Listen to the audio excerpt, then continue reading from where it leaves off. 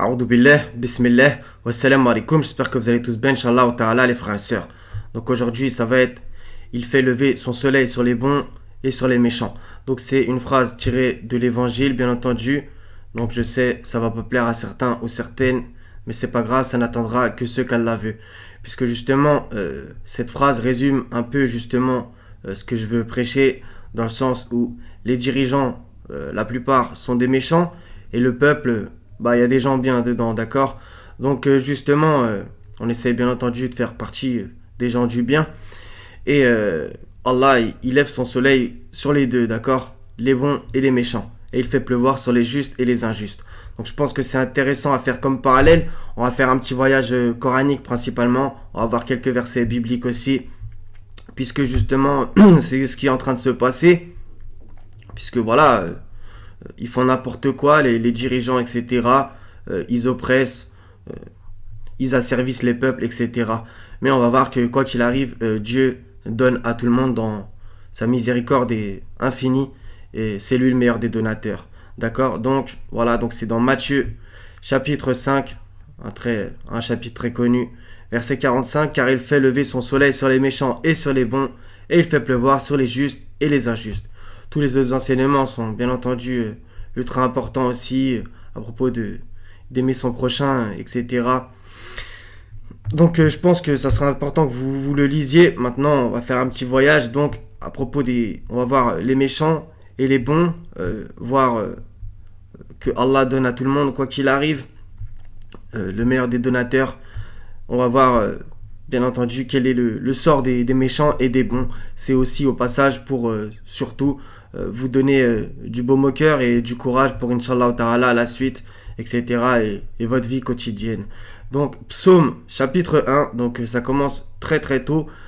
Dans les psaumes, il y a énormément de rapports entre les gentils, entre les bons et les méchants, etc. D'accord. Heureux l'homme qui ne marche pas selon le conseil des méchants, qui ne s'arrête pas sur la voie des pécheurs et qui ne s'assied pas en compagnie des moqueurs, mais qui trouve son plaisir dans la loi de l'Éternel et qui la médite jour et nuit. Il est comme un arbre planté près d'un courant d'eau qui donne son fruit en sa saison et dont le feuillage ne se flétrit point. Tout ce qu'il fait lui réussit. Il n'en est pas ainsi des méchants. Ils sont comme la paille que le vent dissipe. C'est pourquoi les méchants ne résistent pas au jour du jugement, ni les pécheurs dans l'assemblée des justes. Car l'Éternel connaît la voie des justes, et la voie des pécheurs mène à la ruine. C'est magnifique, donc voilà, il y a même la notion du jour du jugement, etc. Donc on a bien le rapport entre les bons et les méchants, totalement différent. Psaume 3, toujours. Donc, ô Éternel, que mes ennemis sont nombreux, quelle multitude se lève contre moi, combien qui disent à mon sujet plus de salut pour lui auprès de Dieu. Mais toi, ô Éternel, tu es mon bouclier, tu es ma gloire, et tu relèves ma tête. De ma voix, je crie à l'Éternel, et il me répond de sa montagne sainte. Je me couche et je m'endors, je me réveille car l'Éternel est mon soutien. Je ne crains pas les myriades de peuples qui m'assiègent de toutes parts. Lève-toi, Éternel, sauve-moi, mon Dieu, car tu frappes à la joue tous mes ennemis, tu brises les dents des méchants. Le salut est auprès de l'Éternel, que ta bénédiction soit sur ton peuple. J'aime beaucoup cette phrase, tu brises les dents des méchants, d'accord. Donc vous voyez, il y a pas mal de métaphores dans les psaumes. Mon bouclier, ma gloire, etc. L'Éternel est mon soutien, l'Éternel est mon berger, etc. D'accord. Donc on va dans le Coran. Alors de Belem Nashtan Rajim, Bismillah. Donc on va commencer par celui-là parce que je pense qu'il est très important. Sourate 73, verset 3. Donc bien entendu, la 76 nous remet bien à notre place, en particulier les premiers versets. Nous l'avons guidé dans le chemin, qu'il soit reconnaissant ou ingrat. D'accord. Vous voyez comment Dieu est juste. C'est lui la justice même. D'accord, maintenant à propos de ses dons, 17-30, en vérité ton Seigneur étend ses dons largement à qui il veut, ou les accorde avec parcimonie. Il est sur ses serviteurs parfaitement connaisseurs et clairvoyants. D'accord. Donc j'ai oublié de le sortir, mais ça rappelle justement ceux qui désirent la vie d'ici-bas, Allah lui donne, par contre dans l'au-delà, que le feu. D'accord. Donc vous voyez comment Dieu est juste. Donc, Sourate 29, verset 62, Allah dispense largement ou restreint ses dons à qui il veut parmi ses serviteurs. Certes, Allah est omniscient. Donc là, il y a bien la notion de serviteur, mais pas toujours. Donc 30-37, n'ont-ils pas vu qu'Allah dispense ses dons ou les restreint à qui il veut? Là, c'est plus général.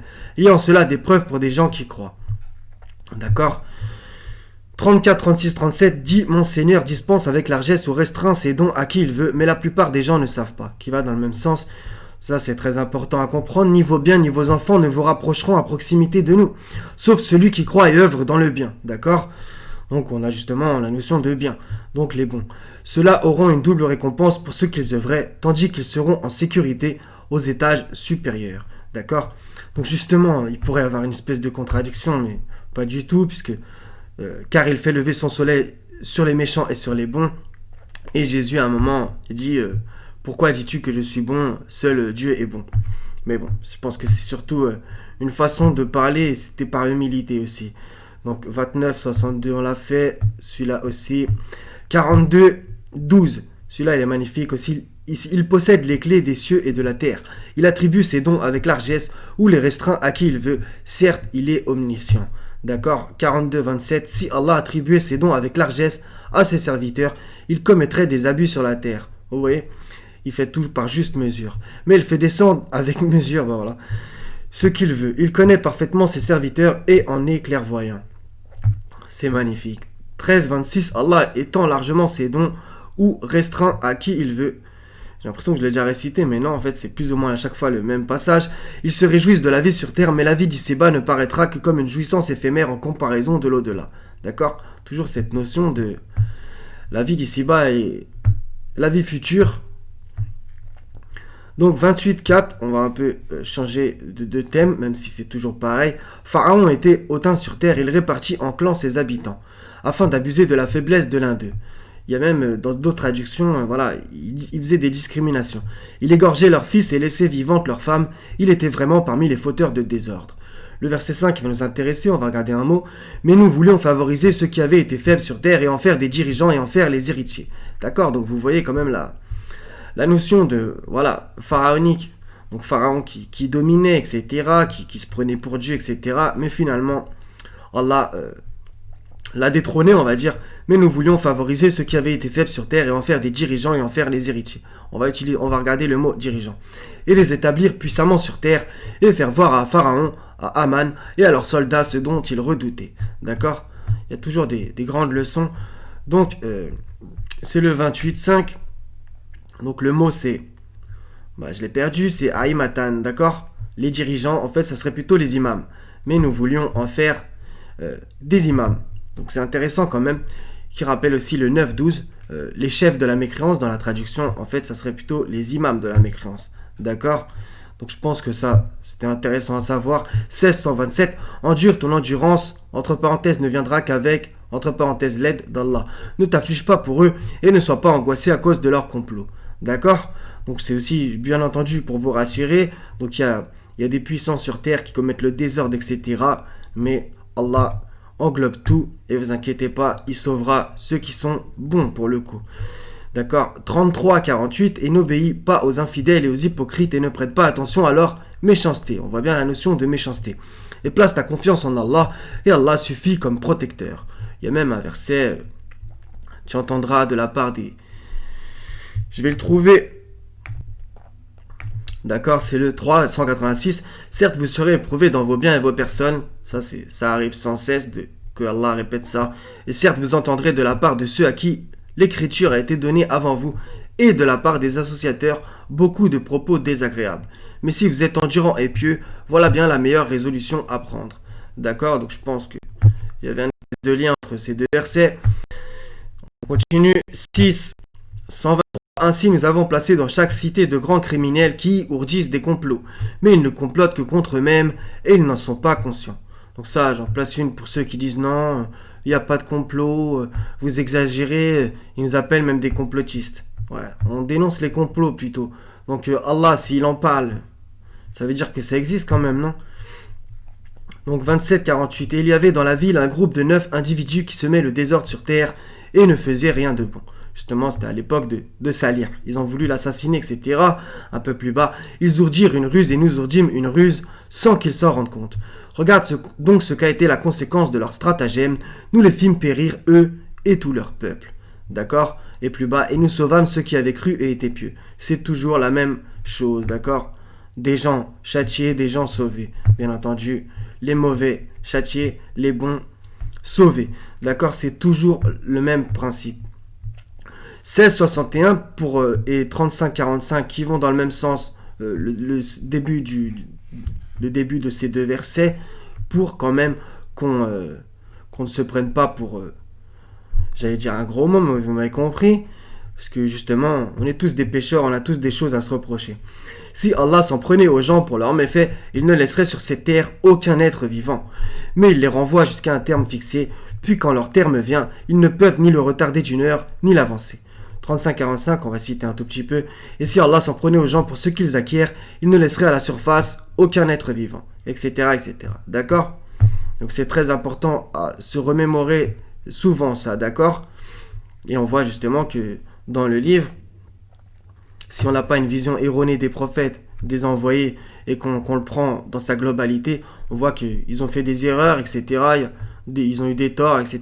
Il n'y a aucun problème. Seul Allah est parfait, bien entendu. D'accord?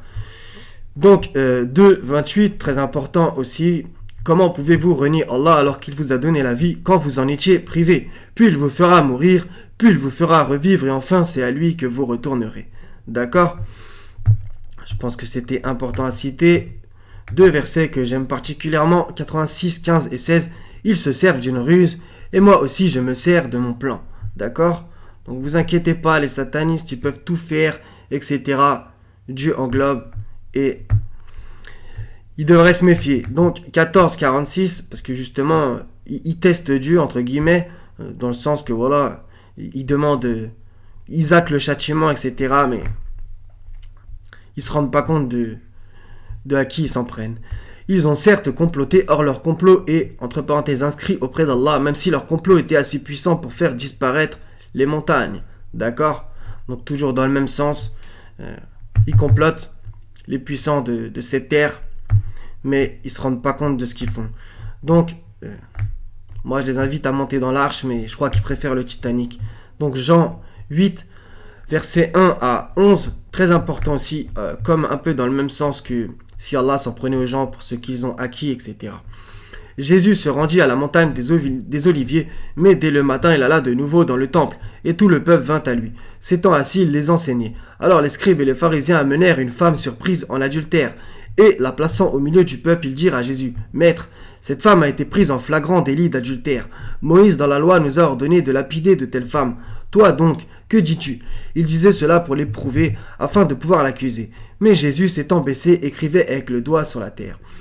Comme il continuait à l'interroger, il se releva et leur dit, « Que celui de vous qui est sans péché jette le premier la pierre contre elle. » Et s'étant de nouveau baissé, il écrivait sur la terre.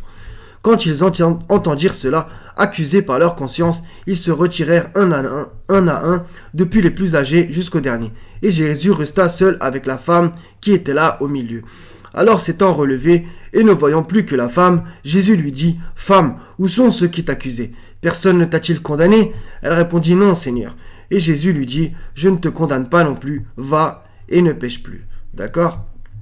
Donc un enseignement très connu, que celui qui n'a jamais péché jette la première pierre, très très important, d'accord? Donc on a tous péché, mais l'important c'est de revenir repentant. Même les envoyés le faisaient, vous le trouverez dans le Coran, d'accord?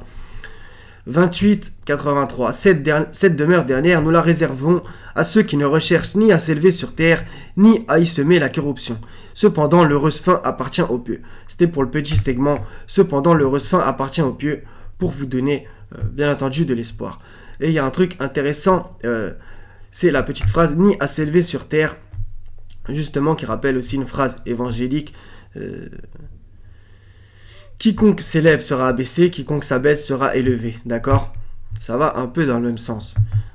Donc, 11, 116, si seulement il existait dans les générations d'avant vous des gens vertueux qui interdisent la corruption sur terre, il n'y en avait qu'un petit nombre que nous sauvâmes, alors que les injustes persistaient dans le luxe dans lequel ils vivaient, et ils étaient des criminels. Donc, en vérité, il y a un petit peu tout dans ce verset. D'ailleurs, au passage, on va réciter celui d'en dessous. Et ton Seigneur n'est point tel à détruire injustement des cités dont les habitants sont des réformateurs. D'accord? Donc, il y a pas mal de gens qui ont l'impression que les réformateurs, c'est toujours mauvais, comme par exemple ceux de la Sourate al-Baqarah, les premiers versets. Ben non, il y a réformé dans le bien aussi, d'accord? Donc, justement, dans le 116, il y a plein de trucs intéressants. Donc, s'il y avait des gens vertueux qui interdisent la corruption sur terre. Donc justement, c'est pour nous donner de la force et surtout du courage pour justement essayer de l'interdire, la corruption, et de la combattre, d'accord? Parce que justement, on voit qu'est-ce qu'est la suite. Il n'y avait qu'un petit nom qu'Allah sauva, d'accord? Allah, il sauve ces gens-là qui interdisent la corruption, donc c'est très important. Alors que les injustes persistaient dans le luxe dans lequel ils vivaient et ils étaient des criminels. On voit carrément leurs caractéristiques, voilà, des criminels. Les criminels, coraniquement, c'est très mauvais signe. Traiterons-nous les soumis à la manière des criminels, etc. Encore pour vous donner de l'espoir, 98, 6 à 8, les infidèles parmi les gens du livre. Donc ça c'est très important, il y a écrit les infidèles parmi les gens du livre. On pourrait se dire, comment ça? Tu peux être mécréant, infidèle et être parmi les gens du livre? Oui. Ainsi que les associateurs, donc il y a bien la notion de ces deux-là, iront au feu de l'enfer pour y demeurer éternellement. De toute la création, ce sont eux les pires. Il y a bien écrit de toute la création, ce sont eux les pires. Il n'y a pas écrit les infidèles tout court. Il y a écrit les infidèles parmi les gens du livre. Il faut bien se rendre compte. Et justement, ça rappelle que les mécréants, que les hypocrites iront au plus bas fond du feu de l'enfer. D'accord? Donc, je pense que ce grade, dans le mauvais sens, bien entendu, il est très important à comprendre, d'accord? Que les gens qui se revendiquent du livre, de l'écriture, donc par exemple ceux qui se revendiquent du Coran, mais qui ne l'appliquent pas, ou par exemple de la Torah, mais qui ne l'appliquent pas, Sourate 62, verset 5, etc., c'est très très grave aux yeux du Seigneur, vous voyez? Comparé, on va dire, aux mécréants lambda qui ne croient pas en Dieu, etc. Ça, c'est Allah qui connaît sa place, bien entendu, même s'il prend sûrement la très mauvaise voie. D'accord? Mais être mécréant, infidèle parmi les gens du livre, c'est vraiment très grave, parce qu'il y a écrit, ce sont eux les pires de toute la création. Vous nous imaginez? Bref, fin de la parenthèse. Quant à ceux qui croient et accomplissent les bonnes œuvres, ce sont les meilleurs de toute la création. Donc j'aime beaucoup ces deux versets, puisque justement, il y a deux choses opposées. Vous imaginez, de croire et accomplir les bonnes œuvres, tu peux être parmi les meilleurs de toute la création. C'est quand même quelque chose qu'on voudrait tous, je pense. Leur récompense auprès d'Allah sera les jardins de séjour sous lesquels coulent les ruisseaux pour y demeurer éternellement. Allah les agrée et il l'agrée. Telle sera, entre parenthèses, la récompense de celui qui craint son Seigneur. Il y a bien la notion de crainte, d'accord? Et de jardin, etc. Et la petite phrase que j'aime beaucoup, Allah les agrée et il l'agrée. Radiallahu anhum wa radu an, d'accord? Qui ne s'applique pas forcément que hadithiquement, vous m'avez compris. D'accord? Donc, là, il y a énormément de versets avec ceux que Allah sauve et ceux qu'Allah noie, ceux qu'Allah sauve et ceux qu'Allah extermine, etc. D'accord? Donc, on va en réciter un petit ou deux. 10.73, ils le traitèrent de menteur, nous le sauvâmes, lui et ceux qui étaient avec lui dans l'arche, desquels nous fîmes les successeurs. D'accord? J'ai envie de regarder le mot. Donc c'est intéressant, c'est le mot Khalaïfa. D'accord? Donc, calife, etc. Successeur. Nous noyâmes ceux qui traitaient de mensonges nos preuves. Regarde comment a été la fin de ceux qui avaient été avertis. 11.58, et quand vint notre ordre, nous sauvâmes par une miséricorde de notre part Houd et ceux qui étaient avec lui, et nous le sauvâmes d'un terrible châtiment. D'accord? Et dans plein d'autres versets, voilà. Puis lorsqu'ils oublièrent 765, ceux qu'on leur avait rappelés, nous sauvâmes ceux qui avaient interdit le mal, donc on en revient, et saisîmes par un châtiment rigoureux les injustes pour leurs actes pervers. Qu'on a toujours les deux choses opposées. Le sauvetage et le châtiment. D'accord les frères et sœurs, donc voilà, j'espère que ça vous a intéressé ce petit rappel par rapport aux dirigeants qui font des choses vraiment abusées sur terre, qui sèment la corruption, etc. Comme en ce moment, avec, vous savez ce qui se passe, toute cette fumisterie scandaleuse. Et voilà, donc, vous inquiétez pas, Inch'Allah, tout va bien se passer. Je sais, ça paraît peut-être pas évident, vu que on est dans une situation pas terrible, mais bon, Allah est capable de faire tout changer en un clin d'œil, ou plus bref encore, comme il le dit lui-même. Kun fayakun, d'accord? Donc il faut espérer d'être sauvé, et moi j'ai aucun problème à souhaiter le châtiment aux méchants, d'accord? Aux méchants clairs et nets. Bien que justement, comme on l'a vu, on pêche tous et on a tous des choses à se reprocher. L'important c'est de revenir repentant devant le Seigneur. D'accord les frères et sœurs? Donc ayons confiance tous ensemble, montons dans l'arche, soyons soudés, 61.4, etc. Interdisons le mal au mieux qu'on peut, en prêchant à notre famille, ou sur internet, etc. Comme vous voulez, dans la rue, bref. Allah connaît le poids de nos actions, d'accord? Donc essayons de prêcher la bonne parole et d'interdire le blâmable au mieux qu'on peut, d'accord? Donc les frères et sœurs, soyez bénis, je vous aime tous pour la face du Seigneur. Wassalamun ala al-mursalin, walhamdulillahi rabbil alamin, la ilaha illa huwa al-azizul hakim. Wassalamu alaikum wa rahmatullahi wa barakatuh mes frères et sœurs, à la prochaine Inch'Allah ta'ala.